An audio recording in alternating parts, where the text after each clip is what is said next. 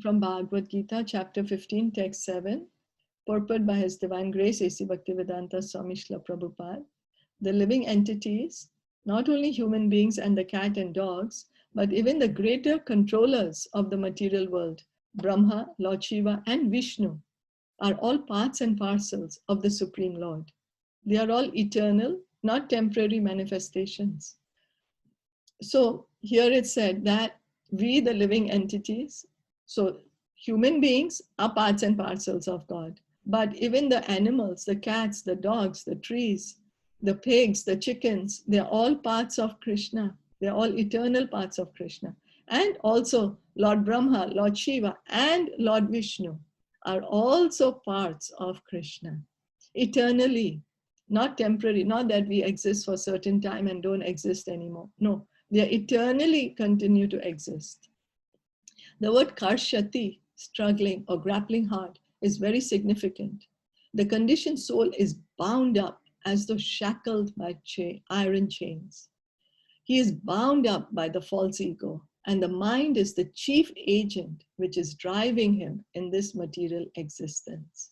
So karshati, struggling, each of us is struggling in this material world. We might look at another and say, oh, well, that person doesn't need to struggle. My life is such a struggle. I have so many tensions. I wish I didn't have this, so my tension would be less. I wish I had more money, then I wouldn't suffer so much. I wish I was married or not married, and then I would not suffer. I wish some people might say, I wish I had not, I didn't have so many things to take care of, then I would not suffer. Or somebody would say, I wish I had a better health, then I would not suffer. Or, but each of us have to struggle. We look at on another person and think, oh, the other person is not suffering, the other person is only enjoying. But no, that's not true. Each of us has this karshati, struggle, even up to Lord Brahma. From an ant to Lord Brahma, each of us goes through struggling very hard in this material existence, because this is the nature of the material world. This is because we are thinking we are the body, we are separate from Krishna. We are bound up by the false ego. And the mind is what keeps us hankering and lamenting, hankering and lamenting. When the mind is in the mode of goodness, his activities are good. When the mind is in the mode of passion, his activities are troublesome. And when the mind is in the mode of ignorance, he travels in the lower species of life. So mind in the mode of goodness means being clean, waking up early, being satisfied, being happy. So then our activities are also in the mode of goodness. And then mode of passion, a lot of activity. I need to do this, I need to do that, I have to do this. That is mode of passion, a lot of activity. And then, of course, activity, if you do too much activities, of course, they are going to be troublesome. Because why? Everything needs effort and time. Energy is needed for everything. So then the activities are troublesome in the mode of passion. And what happens in the mode of ignorance is we really don't know what we are doing. We are engaging in illicit activities, in sinful activities. So, and then what happens when we are engaging in sinful activities? Then we go to lower species of life. It is clear, however, in this verse that the conditioned soul is covered by the material body with the mind and the senses. And when he's liberated, this material covering perishes. But his spiritual body manifests itself in its individual capacity. So what happened? We are covered by this material body, and we are covered by this gross body, and then we have another subtle body, which is the mind, intelligence, and ego.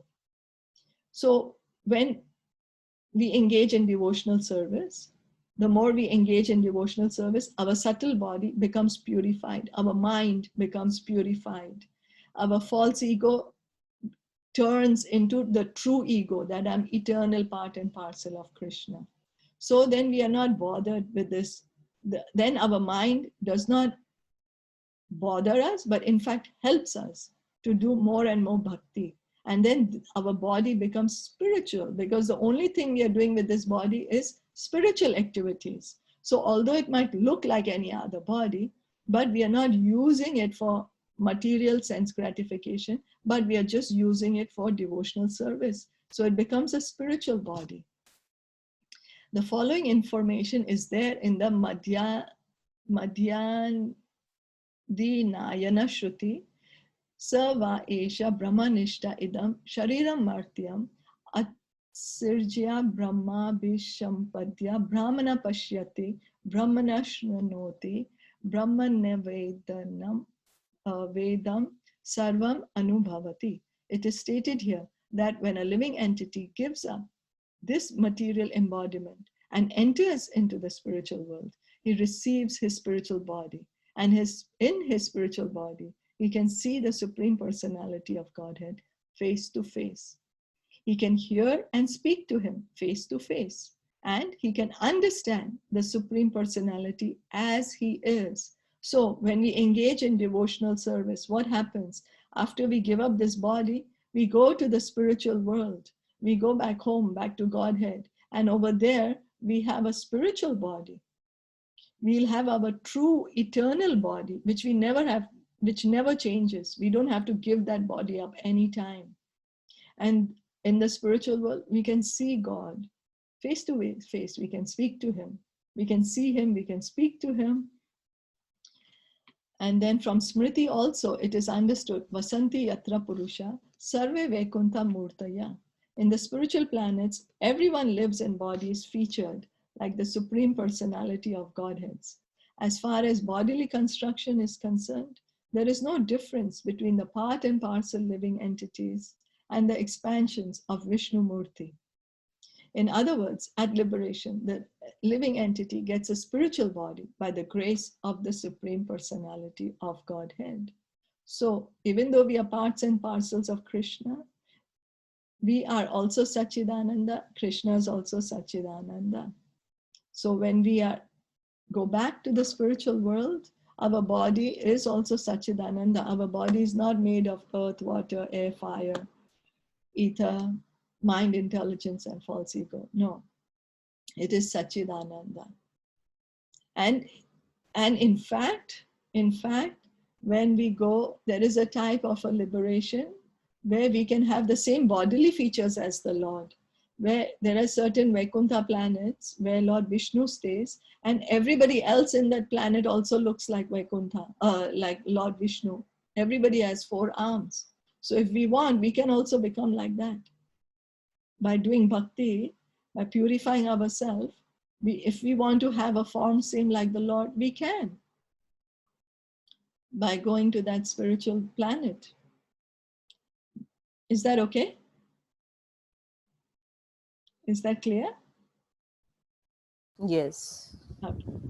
The words Mamavamsa, fragmental parts and parcels of the Supreme Lord, are also very significant. The fragmental portion of the Supreme Lord is not like some material broken part. We have already understood in the 2nd chapter that the spirit cannot be cut into pieces. This fragment is not materially conceived. It is not like matter, which can be cut into pieces and joined together again. That conception is not applicable here because the Sanskrit word Sanatan, eternal, is used. The fragmental portion is eternal. It is also stated in the beginning of the 2nd chapter that in each and every individual body, the fragmental portion of the Supreme Lord is present. Dehino asmin yatha dehe. So it's not that there is a paper and you cut it, and then we are like those tiny bits of paper, that God was that big paper and we are these tiny bits of paper. No. We are all conscious living beings. We are not dead matter. We are the souls. A soul can never be cut to pieces. It's Sanatan. Matter can be cut to pieces, but a spirit soul can never be cut to pieces. We are eternally existing as separate parts of Krishna. That fragmental portion, when liberated from the bodily entanglement, revives its original spiritual body in the spiritual sky, in a spiritual planet, and enjoys association with the Supreme Lord. So just by engaging in devotional service, by hearing and chanting about the Lord, by following the 4 regulative principles, by worshiping the deity, what happens is after we give up this body, we can have our own spiritual body, our true original. It's called original because that's who we truly are. Where? In the spiritual sky, not in this material sky, in the spiritual sky, which is Sanatan. Where? In a spiritual planet. And over there, what do? We enjoy association with the Supreme Lord. It is, however, understood here that the living entity, being a fragmental part and parcel of the Supreme Lord, is qualitatively one with the Lord, just as the parts and parcels of gold are also gold. So because Krishna is Sachidananda Vigraha, he is full of knowledge, he's eternal and he's blissful, so are we. We are also Sachidananda. Just as a mine, a gold mine, the gold in the gold mine is the same quality as the gold in a gold ring. Both are gold, you know? So only the gold mine, that gold is a lot and the gold ring is a small gold. Same way, we are also Sachidanand. We are tiny parts and parcels, and Krishna is unlimited, and he's also Sachidanand. He has a spiritual body, we have a spiritual body. Is that okay? Yeah, it is so simple that we are soul, but when it is needed to understand at the most critical times in life, when we are angry or when we are something, then we forget it completely that we are soul. Why are we getting angry? It is so simple. We are reading every day. But when it is needed the most, then no, it's me, Neha. Then it's no soul there. But I hope we can reach there. Yeah, so what happens is when a person gets amnesia, then how to remind them? They are repeated. The same things are repeated to them. This is your family, this is your husband, this is your children. Same thing has to be repeated. So we have been in this material world for a very long time. And we have forgotten that we are the soul for a very long time, you know? So, but the more we hear and chant, then slowly, slowly, we will be reminded, gradually, gradually. At least right now we have the understanding, or that at times you know, otherwise we didn't even know that. So that's a big, big improvement, right? Yeah, thank you. Gradually, gradually, it takes time, but gradually, you know. So shall we stop here? Okay, thank you. Okay, thank you so much. Bhagavad Gita ki jai. Jai Shri Bhagavad Prabhupada. ki jai. Gaura Bhakta Vrinda ki jai.